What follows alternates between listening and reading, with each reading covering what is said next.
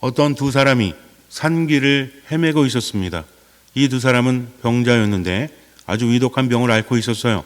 겉으로는 멀쩡하지만 발작이 일어나면 아주 괴롭습니다. 발작이 일어나는 간격 시간이 줄어들고 있었어요. 신이라고 불리우는 사람에게 갔습니다. 신의가 말을 합니다. 빨리 약을 지어서 먹지 않으면 두 분은 죽습니다. 그러니 약을 지어야 됩니다. 의원님 어찌해야 됩니까?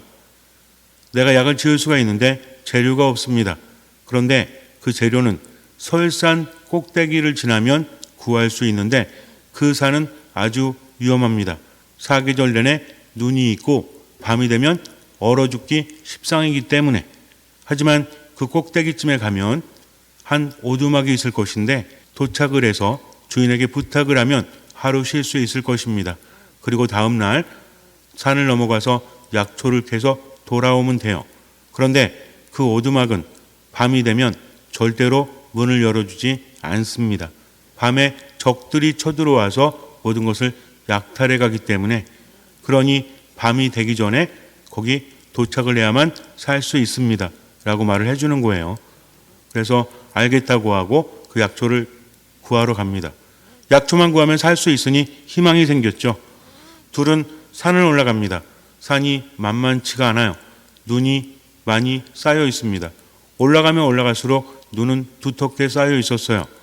그런데 한 사람이 쓰러져 있습니다.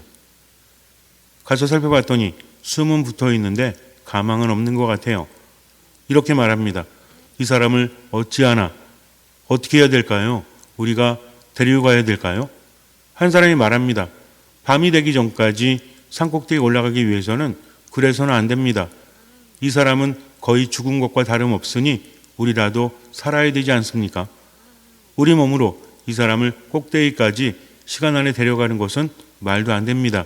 하면서 앞으로 걸어가는 거예요. 또 한 사람은 갈등을 합니다. 어찌하면 좋을까? 눈앞에 사람이 죽어가는데 어찌 그냥 지켜볼 수 있는가? 하지만 현실적으로 말이 안 되잖아요. 밤이 되기 전까지 꼭대기에 올라가야만 오두막에 들어갈 수 있는데 시간은 촉박합니다.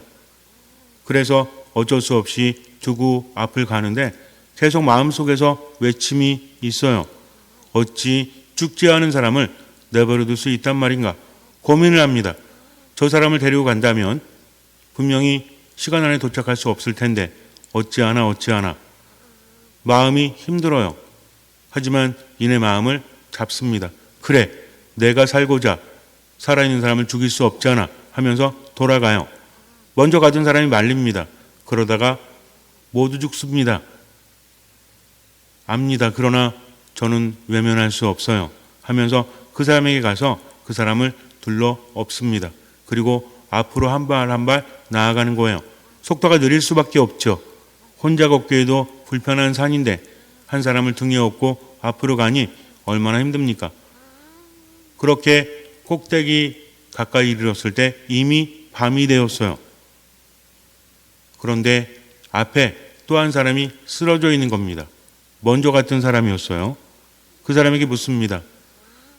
아니, 왜 여기 쓰러져 계십니까? 몸이 움직이질 않습니다. 올라오는 동안 너무나 추웠기 때문에 바로 목전에 오두막을 두고 쓰러져 버렸던 것이죠. 어차피 그 사람도 꼭대기에 제 시간에 도착할 수 없었던 거죠. 시간은 충분했지만 혼자의 몸으로 올라가니까 몸이 점점 얼어붙었고 움직일 수 없었던 것입니다. 이 사람도 마찬가지였죠. 어쨌든 둘 다 시간 안에 도달할 수 없는 상황이었던 겁니다. 하지만 아직은 숨이 붙어 있어요. 이 사람이 말합니다. 내가 가서 부탁해 보겠습니다. 조금만 더 기다리십시오. 그리고 앞으로 나아갑니다. 문을 두드렸어요. 문은 열리지 않습니다. 계속해서 두드렸습니다. 하지만 안에서 이렇게 말합니다. 시간이 지나서 문을 열어줄 수 없습니다. 저희가 지금 셋이 있습니다. 한 사람은 쓰러져 있고 한 사람은 제가 업고 있는데 이 사람도 산 밑에 쓰러져 있었습니다. 세 명의 목숨을 그냥 저버리실 것입니까? 그랬더니 안에서 조그만 문이 열리더니 큰 문이 확 열려요. 그리고 사람들이 뛰어나옵니다. 아니 이게 어찌된 일입니까? 나중에 알고 봤더니 업고 온 사람이 집 주인의 아들이었습니다. 밑에 내려갔다가 갑자기 사고를 당해서 쓰러져 있던 것이죠. 원래는 시간이 지나면 열어주지 않았죠. 그러나 누가 함께 있기 때문에, 그 집의 아들이 함께 있었기 때문에 문은 열렸고 셋 모두 살 수 있었다는 믿거나 말거나 한 이야기입니다. 우리가 살아가다 보면 때로는 그래요. 사랑을 해야 된다는 거 알죠. 도와줘야 된다는 거 압니다. 그러나 그것은 우리에게 어떤 의미가 있을까? 믿음이 없는 사람들도 양심에 따라서 움직입니다. 양심에 따라서 움직이지 않으면 마음이 불편하기 때문이죠. 물론 양심이 없는 사람들도 있다라고 하죠. 사이코패스, 소시오패스처럼 어쩌면 뭔가 문제가 있는 사람들도 있을지 몰라요. 그러나 그런 사람들이 다 못되게 살아가진 않습니다. 분명히 마음의 외침이 있다라는 거죠. 우리도 그 소리를 들으면서 세상을 살아가지 않습니까? 그러나 번번이 그 소리를 저버린 이유가 무엇 때문이죠? 내가 이익을 얻기 위해서 또는 내가 손해를 보지 않기 위해서 어떤 것이 되었든 귀찮아서 그럴 수도 있죠. 괜히 휘말렸다가 나까지도 어려운 일을 당할까 봐 외면하기도 합니다. 또는 내가 무엇인가를 얻기 위해서 일부러 외면하거나 짓밟기도 하죠. 물론 우리는 다른 사람을 짓밟지는 않아요. 그러나 뭐는 가끔 하죠? 외면하는 것은 가끔 하지 않습니까? 정말 들어주고 싶은데 그렇게 됐다가 내가 귀찮거나 또는 내가 손해를 보거나 그럴까 봐 귀를 막아버리는 경우가 있을까요? 없을까요? 대답 안 하셔도 돼요.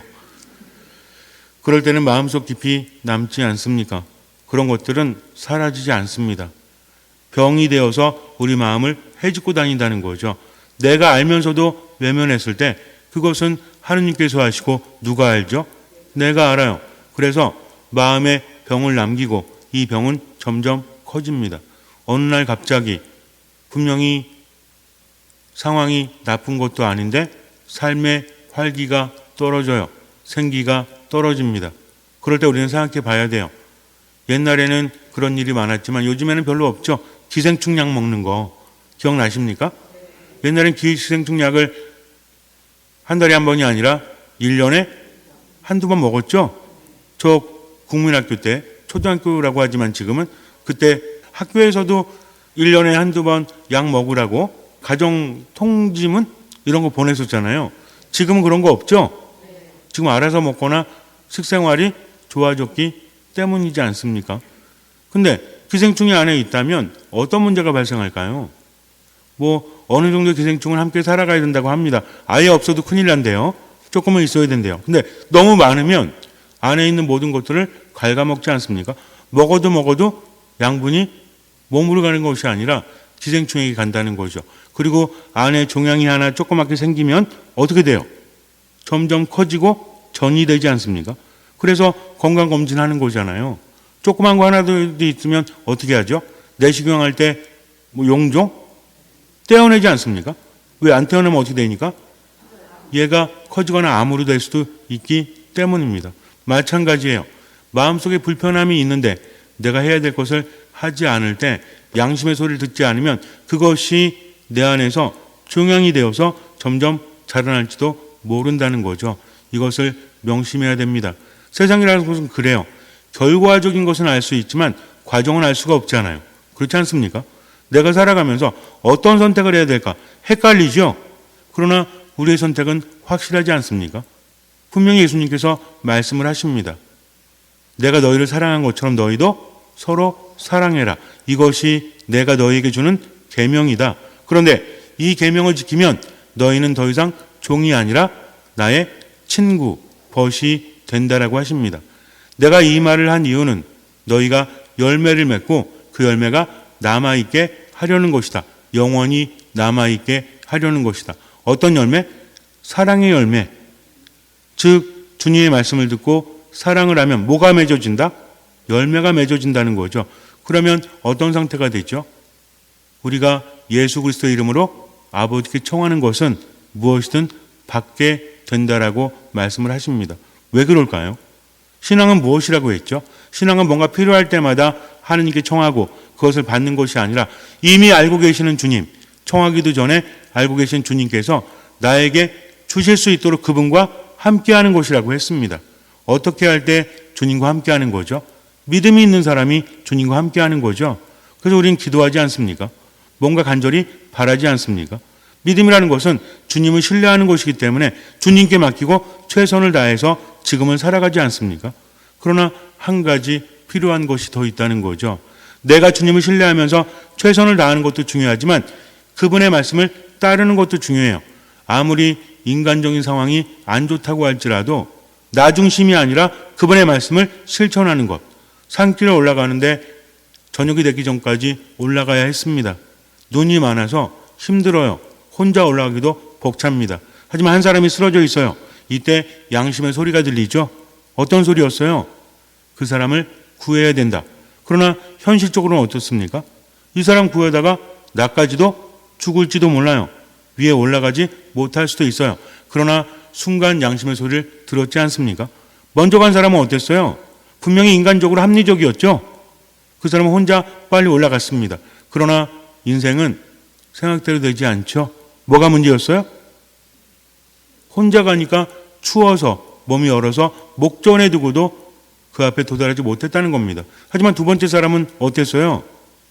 쓰러진 사람을 업고 가니까 서로의 체온이 녹여줬기 때문에 결국은 살아서 올라갈 수 있었던 것이요. 먼저 간 사람도 살릴 수 있었던 거죠. 결정적으로는 짐이라고 생각했던 그 사람이 오히려 살리는 뭐가 됐어요? 살게 되는 원인이 되지 않았습니까? 인생은 이런 거죠. 이것을 우리는 살면서 깨달아요. 하나님의 뜻이라는 것은 때로는 말이 안 됩니다. 어떻게 사랑할 수 있을까? 그러나 뒤집어야 돼요. 내가 뭐뭐하기 때문에 사랑하는 것이 아니라 그럼에도 불구하고 주님께서 함께 하시기 때문에 그분의 말씀을 들으니까 뭘 실천하는 겁니까? 내가 사랑해야 할 대상이 이뻐서가 아니라 마음에 들어서가 아니라 그것이 주님의 말씀이기 때문에 실천하는 겁니다. 이게 믿음이에요. 그래서 믿음이란 무엇이다? 내 뜻대로가 아니라 하느님의 뜻대로 그렇게 살다 보니까 어쨌든 내가 무슨 열매를 맺었습니까? 사랑의 열매를 맺었죠. 사랑이 있는 곳에 누가 계시죠? 하느님께서 계십니다. 사랑이 없는 곳에는 하느님께서 계시지 않습니다. 아무리 열심히 기도해도 별 의미가 없을 수도 있다는 거죠. 왜? 열매를 맺지 못하니까. 기도하고 하나님의 뜻대로 살아가고 그런 신앙의 열매는 무엇이죠? 우리는 분명히 말할 수 있죠. 내가 제대로 믿음 생활하면 하느님 제대로 믿으면 어떤 열매를 맺습니까? 사랑의 열매를 맺을 수밖에 없는 거예요. 왜 그래요? 하느님께서 함께 하시기 때문에 열매를 맺는다는 것은 내 스스로 애를 써서 맺는 게 아닙니다. 하느님께 받고 그것으로 맺어지는 거죠. 그래서 하느님 아버지는 농부이시고 예수 그리스도는 포도나무이시고 우리는 거기 붙어있는 가지잖아요. 가지는 받고 내보내는 겁니다. 그러다 보니까 열매가 맺어지는 것이고 그 열매 때문에 결국은 내가 예수님의 이름으로 청하는 것은 받게 된다는 거죠. 이게 신앙입니다. 그래서 아무리 청해도 왜 이루어지지 않지? 라고 했을 때는 묵상하셔야 돼요. 내가 내 멋대로 내 방식대로 신앙생활하고 있는가? 신앙이라는 것은 내가 주님을 신뢰하고 내 심장을 드리는 거라고 했죠. 그 주도권은 누가 가지고 계신 거예요? 하느님께서 가지고 계신 겁니다. 나를 나보다 더 잘하시고 사랑하신 하느님께서 주도권을 가지고 나를 선택하셨고 나를 뽑으셨고 나를 파견하신다는 거죠. 그러니 우리는 어떻게 하면 돼요? 그 말씀을 듣고 그 말씀대로 실천하면 되는 겁니다. 주님의 말씀대로 나아가면 된다는 거죠. 그분의 말씀이 쉬웠어요? 성경을 묵상해봐도 쉬운 경우가 있었습니까? 아브라함의 경우도 쉽지 않았죠? 또 성모님의 경우도 정말 쉽지 않았죠? 누구도 마찬가지입니다. 그러나 그분께서 그렇게 시키는 것은 인간적으로는 말이 안 된다고 할지라도 하느님께는 모든 것이 가능하기 때문입니다. 신앙은 이거예요. 내가 인간적으로 볼 때 말이 안 된다고 할지라도 하느님께서 말씀하셨으니까 하느님의 뜻은 어떻죠? 때가 되면 이루어지기 때문입니다. 중요한 것은 그것을 믿고 지금을 살아가느냐. 그러니까 삶이 힘들 때 아니 어떻게 사랑할 수 있습니까? 왜 자꾸 사랑하라고 하십니까? 이렇게 말하면 안 돼요. 주님 자신이 없지만 당신 뜻이니까 최선을 다할게요 하면서 뭐 하는 사람? 기도하는 사람이에요. 듣는 마음으로 실천하는 사람이에요. 나머진 주님께 맡기는 겁니다. 그럼 뭐가 있죠? 신앙적 체험이 있습니다. 처음에는 내가 불가능할 줄 알았는데 그럼에도 불구하고 주님 뜻이라서 사랑해 봤더니 어때요? 지긋지긋한 시어머니, 며느리, 꼴보기 싫은 사람들, 정말 사랑하기 싫은 사람들 어디 있죠? 내 주변에 있잖아요. 그렇지 않아요? 참 신기해 아주 그냥. 그래서 정말 미운 사람이 있어가지고 저 인간 좀 떠나라 그랬더니 재개발된다고 떠났어. 근데 더한 인간이 오네? 이게 인생입니다. 그래서 결국은 불평하면서 살아봤자 얻을 것은 아무것도 없다. 가진 사람은 더 많이 받고 없는 사람은 가진 것마저 빼앗기는데 가진 사람이 어떤 사람이다? 감사할 줄 아는 사람, 그리고 만족할 줄 아는 사람, 그래서 베풀 줄 아는 사람. 그런데 자꾸만 불평하고 감사하지 못하면 어떻게 됩니까? 점점 삶은 힘들어진다는 거죠. 그러니까 사랑해야 됩니다. 누구를? 시어머니를, 누구를? 며느리를, 누구를? 본당 신부를, 누구를? 본당 수녀님을, 그리고 함께했던 내 옆에 있는 바로 이 사람을 사랑하지 않으면 결국 아무것도 나아지지 않는다. 그래서 예수님 뭐라고 하셨어요? 서로 사랑하여라. 아니 저 사람은 사랑하지 않는데요. 그래도 사랑해야 됩니다. 누구 때문에? 하느님 때문에. 누구 때문에 사랑하는 겁니까? 하느님 때문에, 예수님 때문에. 그래야만 하느님 안에 머물 수 있고, 그래야만 열매를 맺을 수 있고, 그래야만 하느님께 받을 수 있기 때문입니다. 이것이 신앙이죠. 잠시 눈을 감으세요. 불평하지 마십시오. 그리고 때로는 힘들고 여건이 안 돼도 하느님의 말씀이기 때문에 사랑하며 사십시오. 그렇게 열매를 맺다 보면 깨닫게 됩니다. 그래, 사랑만이 살 길이구나. 내가 판단하지 말아야 되겠구나. 주님 말씀이니까 일단 실천해야 되겠구나. 인간적으로 볼 때 말이 안 돼도 하느님께는 모든 것이 가능하기 때문에 우선은 맡기자. 그리고 할 수 있는 만큼 실천하자. 이렇게 지금을 살아가십시오. 힘들 때면 기도하세요. 어찌되었든 어떤 말을 하든 행동을 하든 사랑이 기준이 되어야 합니다. 사랑이 없다면 말하지 마십시오. 사랑이 없다면 행동하지 마십시오. 그리고 묵상하면서 사랑을 담아서 지금을 살아가십시오. 주님께서는 그 믿음을 보시고 우리 삶에 놀라운 기적을 일으켜 주실 것입니다. 아멘.